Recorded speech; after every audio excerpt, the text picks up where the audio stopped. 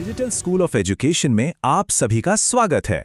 आज हम एक ऐसे प्राचीन अनाज के बारे में बात करने जा रहे हैं जो हमारी मॉडर्न किचन्स में एक जबरदस्त वापसी कर रहा है, मिलेट्स। राधे रमन सर के एकेडमिक मार्गदर्शन में चलिए इस सुपर ग्रेन के रहस्यों को परत दर परत खोलते हैं। ये तो बहुत दिलचस्प बात है।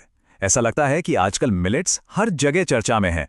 ये प्राचीन अनाज अचानक हमारी हेल्थ कॉन्वर्सेशंस में इतने रेलेवेंट क्यों हो गए हैं? आखिर इनकी वापसी के पीछे क्या वजह है? बहुत अच्छा सवाल है। देखिए, इनकी वापसी को पूरी तरह से समझने के लिए हम एक स्ट्रक्चर्ड तरीके से आगे बढ़ेंगे। सबसे पहले हम जानेंगे कि ये असल में हैं क्या।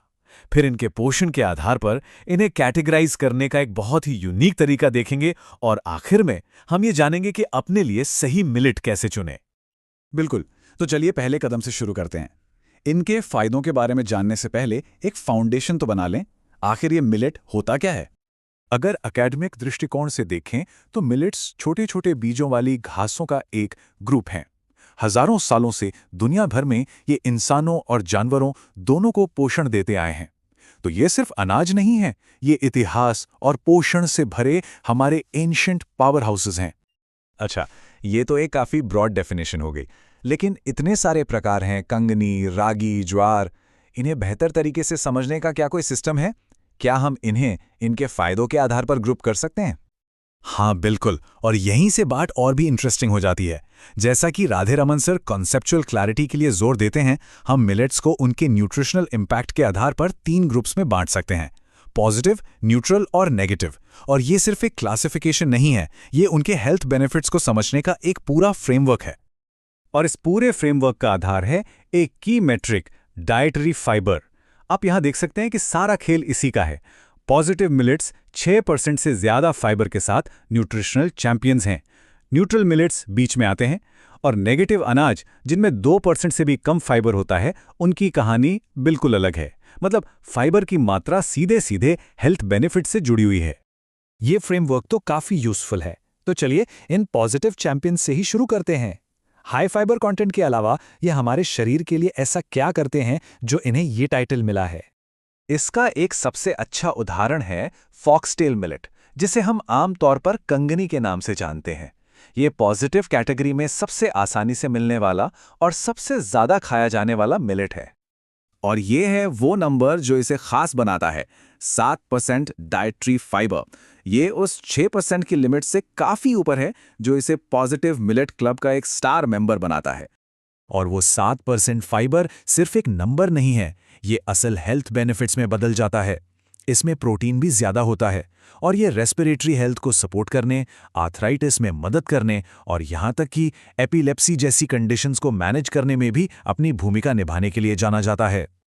पर बात यहीं खत्म नहीं होती। चलिए पॉजिटिव मिलेट्स के एक और सुपरस्टार को देखते हैं, ब्राउन टॉप मिलेट या हरी कंगनी। और अगर 7% इंप्रेसिव लगा तो जरा इसे देखिए। ब्राउन टॉप मिलेट्स में 12.5% फाइबर होता है। ये सच में पोषण का एक पावर हाउस है जो पॉजिटिव कैटेगरी में भी सबसे ऊपर है। इस जबरदस्त फाइबर कंटेंट का असर भी सीधा और पावरफुल होता है। ये पुरानी कब्ज के लिए एक नेचुरल सॉल्यूशन है और आर्थराइटिस, थायराइड की समस्याओं और मोटापे जैसी सिस्टमिक इश्यूज को मैनेज करने में भी एक बहुत ही शक्तिशाली सहयोगी है। पॉजिटिव मिलेट्स के फायदे तो वाकई कमाल के हैं, लेकिन पूरी तस्वीर समझने के लिए हमें बाकी 2 कैटेगरीज को भी समझना होगा। न्यूट्रल और नेगेटिव अनाज इस फ्रेमवर्क में कहाँ फिट होते हैं? इस ग्राफ को देखिए, ये सारी कहानी बयां कर देता है। तीनों कैटेगरीज के बीच फाइबर में कितना बड़ा अंतर है। ब्राउन टॉप मिलेट 12.5 ग्राम पर सबसे ऊपर है। फिर ज्वार, जो एक न्यूट्रल मिलेट है, वो 4 ग्राम पर है। लेकिन फिर आता है चावल, एक नेगेटिव अनाज जिसमें सिर्फ 0.2 ग्राम फाइबर है। और यही अंतर हेल्थ आउटकम्स में बहुत बड़ा फर्क पैदा करता है। तो इसे ऐसे समझते हैं, न्यूट्रल मिलेट्स जैसे रागी और ज्वार, ये हमारी डाइट के अच्छे सॉलिड प्लेयर्स हैं। ये फायदे तो देते हैं, भले ये पॉजिटिव मिलेट्स जितने सुपरस्टार न हों। दूसरी तरफ नेगेटिव अनाज जैसे रिफाइंड चावल और गेहूं, इनमें फाइबर की बहुत कमी होती है, जिससे उन्हें पचाना मुश्किल हो सकता है और कब्ज जैसी समस्याएं भी हो सकती हैं। और हाँ, एक जरूरी बात, न्यूट्रल का मतलब बेकार बिल्कुल नहीं है। इन अनाजों की अपनी अपनी यूनिक सुपर पावर्स हैं। रागी कैल्शियम और आयरन से भरपूर है। बाजरा दिल की सेहत के लिए बहुत अच्छा है और ज्वार उन लोगों के लिए एक बढ़िया विकल्प है जिन्हें ग्लूटेन से सेंसिटिविटी है। ये एक बैलेंस डाइट का बहुत ज़रूरी हिस्सा है। ये सारी जानकारी तो बहुत अच्छी है, लेकिन अब सवाल ये है कि हम इसे एक्शन में कैसे लाएं। इस फ्रेमवर्क का इस्तेमाल करके हम अपने लिए, अपनी पर्सनल हेल्थ नीड्स के लिए सही मिलेट कैसे चुन सकते हैं? ये असल में एक बहुत ही सिंपल 3 स्टेप प्रोसेस है। पहला, अपना हेल्थ गोल पहचानें। क्या हड्डियों को मजबूत करना है, पाचन सुधारना है या कुछ और? दूसरा, उस गोल को सही मिलेट से मैच करें जो उसे सपोर्ट करता हो। और तीसरा, एक्सपेरिमेंट करें। अलग अलग तरह के मिलेट्स और रेसिपीज ट्राई करके देखें कि आपके लिए सबसे अच्छा क्या काम करता है। और अगर एक क्विक चीट शीट चाहिए तो वो ये रही। हड्डियों की सेहत के लिए कैल्शियम से भरपूर रागी चुनें, डाइजेशन के लिए फाइबर वाली कंगनी, दिल की सेहत के लिए मैग्नीशियम वाला बाजरा, और अगर ग्लूटेन फ्री ऑप्शन चाहिए तो अच्छी खबर यह है कि सारे मिलेट्स एक बेहतरीन चॉइस हैं। और आखिर में चलिए बड़ी तस्वीर को भी याद रखें। मिलेट्स चुनना सिर्फ पर्सनल हेल्थ के बारे में नहीं है। जैसा कि ये कोट हमें याद दिलाता है, ये अनाज हमारे ग्रह की सेहत के लिए भी बहुत ज़रूरी है। ये ऐसी फसलें हैं जो मुश्किल हालात में भी उग जाती हैं और एक सस्टेनेबल फूड सिस्टम को सपोर्ट करती हैं। मतलब जब हम मिलेट्स खाते हैं तो हम अपना और इस धरती दोनों का पोषण कर रहे होते हैं।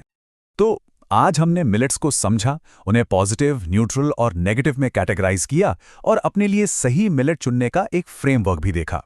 अब सवाल ये है, इस जानकारी के साथ वो कौन सा प्राचीन अनाज है जिसे आप अपनी मॉडर्न डाइट में शामिल करने जा रहे हैं? अपनी पसंद बनाएं और अपनी स्वास्थ्य यात्रा शुरू करें। डिजिटल स्कूल ऑफ एजुकेशन के साथ सीखने के लिए धन्यवाद।